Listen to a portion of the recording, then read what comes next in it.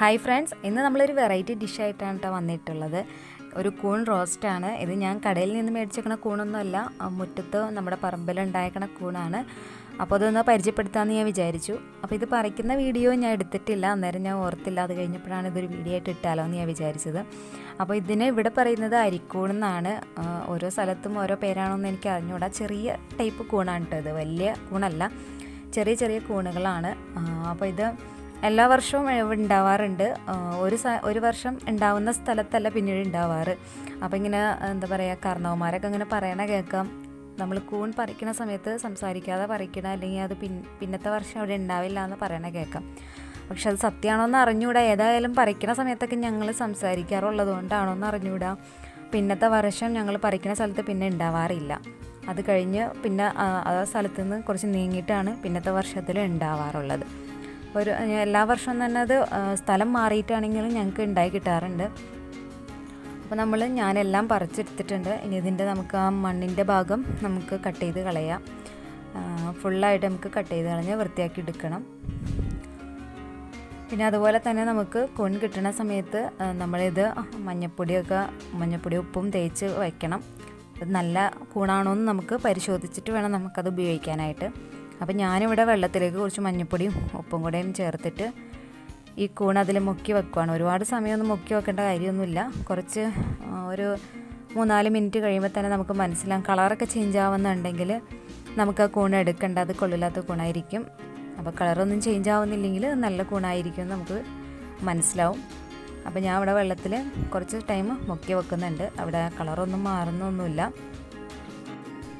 ഇനി നമുക്കിത് നന്നായിട്ട് കഴുകി വാരി വെള്ളം പോകാൻ വേണ്ടിയിട്ട് വയ്ക്കാം. ഇനി ഇതിലേക്ക് വേണ്ട ഇൻഗ്രീഡിയൻസ്: ഒരു സവാള ചെറുതായിട്ട് അരിഞ്ഞതാണ്, പിന്നെ വേണ്ടത് ഗരം മസാല, എരിവിനനുസരിച്ചിട്ട് പച്ചമുളക്, തേങ്ങാക്കൊത്ത് അത് നിങ്ങളുടെ ഇഷ്ടത്തിനനുസരിച്ചിട്ട് എടുക്കാം, ഇഞ്ചി വെളുത്തുള്ളി ചതച്ചത് അല്ലെങ്കിൽ പേസ്റ്റ് എടുക്കാം, പിന്നെ ഇതിലേക്ക് വേണ്ടത് മഞ്ഞൾപ്പൊടി, പിന്നെ മുളക് പൊടി,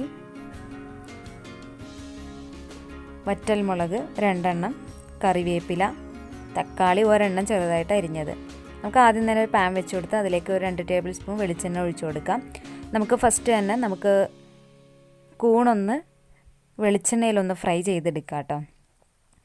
ഇങ്ങനെ നമ്മൾ കൂൺ ആദ്യം തന്നെ ഫ്രൈ ചെയ്തെടുക്കുന്ന സമയത്ത് നല്ലൊരു ടേസ്റ്റ് ആയിരിക്കും നമ്മുടെ കൂണിന് കിട്ടുക.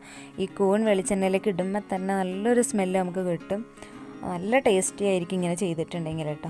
അപ്പോൾ ഇതിങ്ങനെ പറമ്പിൽ നിന്ന് കൂണൊക്കെ കിട്ടുന്ന സമയത്തൊക്കെ ഒന്ന് ചെയ്ത് നോക്കാം. അല്ലാതെ കടയിൽ നിന്നും കൂൺ മേടിക്കുവാണെങ്കിലും ഇതുപോലെ ഒന്ന് ട്രൈ ചെയ്ത് നോക്കാം കേട്ടോ. നമ്മൾ ആദ്യം തന്നെ വെളിച്ചെണ്ണയിലൊന്ന് ഇങ്ങനെ വഴറ്റിയെടുക്കാം.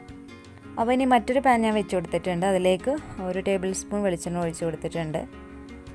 ഇനി ഇതിലേക്ക് നമ്മുടെ സവാള ഇട്ട് കൊടുത്ത് ആവശ്യത്തിന് ഉപ്പും ചേർത്തിട്ട് നമുക്ക് നന്നായിട്ടൊന്ന് വഴറ്റിയെടുക്കാം. സവാള വഴന്ന് വരാനുള്ള ഉപ്പാട്ടം ഞാൻ ചേർത്തിട്ടുള്ളൂ. ഇനി ഇതിലേക്ക് നമുക്ക് 1 ടീസ്പൂൺ ഇഞ്ചി വെളുത്തുള്ളി പേസ്റ്റും കൂടെയും ചേർത്ത് കൊടുക്കാം. അധികമൊന്നും ചേർക്കുന്നില്ല, കാരണം നമ്മുടെ കൂൺ കാണുന്ന സമയത്ത് ഒരുപാടുണ്ടെങ്കിലും ഇത് വെന്ത് വരുമ്പോൾ വളരെ കുറച്ചുണ്ടാവുള്ളൂ. ഇനി ഇതിലേക്ക് എരിവിന് ഒരു 1-2 പച്ചമുളക് അരിഞ്ഞത്, പിന്നെ 1 ടേബിൾ സ്പൂൺ തേങ്ങാക്കൊത്ത്, ഇത്രയും ചേർത്ത് കൊടുത്ത് നമുക്ക് നന്നായിട്ടൊന്ന് വഴറ്റിയെടുക്കാം. ഇവിടെ ഞാൻ നന്നായിട്ട് മൊരിയിച്ചെടുത്തിട്ടുണ്ട്. അപ്പം ഒരു മൊരിഞ്ഞ പാകമായിട്ട് വരണം.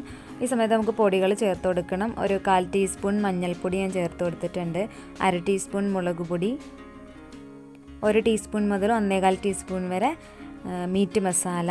ഞാൻ മീറ്റ് മസാലയാണ് ചേർക്കുന്നത്. ഗരം മസാലയാണെങ്കിൽ വളരെ കുറച്ച് ചേർത്താൽ മതി കേട്ടോ. ഇനി ഇത് കരിഞ്ഞു പോവാതെ നന്നായിട്ട് നമുക്കൊന്ന് ചൂടാക്കിയെടുക്കാം. ഇനി ഇതിലേക്ക് കറിവേപ്പില, അരിഞ്ഞു വെച്ചിരിക്കുന്ന തക്കാളി ചേർത്ത് കൊടുക്കാം. ഈ തക്കാളി നമുക്ക് നന്നായിട്ടൊന്ന് ഉടച്ചെടുക്കണം. അപ്പോൾ ഈ തക്കാളി നന്നായിട്ടൊന്ന് ഉടഞ്ഞു വരാൻ വേണ്ടിയിട്ട് നമ്മൾ ആ കൂൺ വേവിച്ചിട്ടുണ്ടല്ലോ, കൂൺ നമ്മൾ ഫ്രൈ ചെയ്ത വെളിച്ചെണ്ണയും വെള്ളമൊക്കെ നമുക്ക് അതിൽ ബാലൻസ് ഉണ്ട്. അപ്പോൾ അത് ഒഴിച്ചു കൊടുത്തിട്ട് ഈ തക്കാളി നന്നായിട്ട് നമുക്കൊന്ന് വഴറ്റിയെടുക്കാം.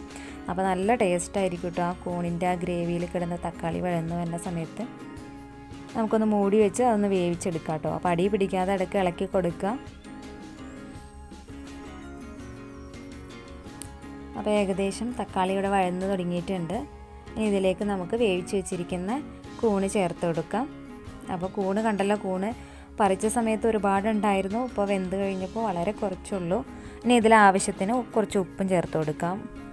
അപ്പോൾ നമ്മുടെ കൂണിന് ആവശ്യമായിട്ടുള്ള ഉപ്പ് ചേർത്ത് കൊടുക്കാം കേട്ടോ. ഇനി നന്നായിട്ട് നമുക്കതൊന്ന് മിക്സാക്കി എടുക്കണം. നന്നായിട്ട് മിക്സാക്കി ഇതിലെ വെള്ളമൊക്കെ പോയി നമ്മുടെ വെളിച്ചെണ്ണ നന്നായിട്ട് ഇങ്ങനെ തെളിഞ്ഞ് വന്നൊരു പാകമാവണം കേട്ടോ. നല്ല ടേസ്റ്റാണ് ഈ കൂണ്. അപ്പോൾ നിങ്ങൾ പുറത്തുനിന്ന് കടയിൽ നിന്ന് മേടിക്കുന്ന കൂണിന് ഇത്രയും ടേസ്റ്റ് നമുക്ക് കിട്ടില്ല. എന്നാലും കൂൺ മേടിക്കുന്ന സമയത്തൊക്കെ നിങ്ങളൊന്ന് ട്രൈ ചെയ്ത് നോക്കുക ഇതുപോലെ. അപ്പോൾ ഇതിലെ വെള്ളമൊക്കെ പറ്റി വരുന്നുണ്ട്. നമുക്കിതിലേക്ക് വറ്റൽമുളക് ചേർത്ത് കൊടുക്കാം. വറ്റൽമുളക് വേണമെങ്കിൽ ആദ്യം ചേർത്ത് കൊടുക്കാം കേട്ടോ. ഞാൻ ഒരു കളർഫുള്ളിന് വേണ്ടിയിട്ട് ഞാൻ അവസാനമാണ് ചേർത്ത് കൊടുത്തേക്കുന്നത്. അപ്പോൾ ഇതിലെ വെള്ളമൊക്കെ വറ്റി വന്നിട്ടുണ്ട്, ഇവിടെ ഡ്രൈ ആയി തുടങ്ങിയിട്ടുണ്ട്. ഇതുപോലെ വെളിച്ചെണ്ണയൊക്കെ തെളിഞ്ഞ് വന്ന പാകമാകുമ്പോൾ നമുക്കിത് ഇറക്കാം, ഫ്ലെയിം ഓഫ് ചെയ്യാം. ഇത് നല്ല സൂപ്പർ ടേസ്റ്റാണ് കേട്ടോ. പ്രത്യേകിച്ച് നമ്മുടെ നാടൻ കൂണായതുകൊണ്ട് തന്നെ നല്ല ടേസ്റ്റാണ്. അപ്പോൾ നിങ്ങൾക്ക് ഈ വീഡിയോ ഇഷ്ടപ്പെട്ടാൽ നിങ്ങൾ ലൈക്ക് ചെയ്യുക, ഷെയർ ചെയ്യുക, അതുപോലെ നിങ്ങളുടെ ഫീഡ്ബാക്സൊക്കെ അറിയിക്കുക. അപ്പോൾ ഇതുപോലുള്ള വിഭവങ്ങളുമായി വീണ്ടും വരുന്നതാണ്. Okay, by.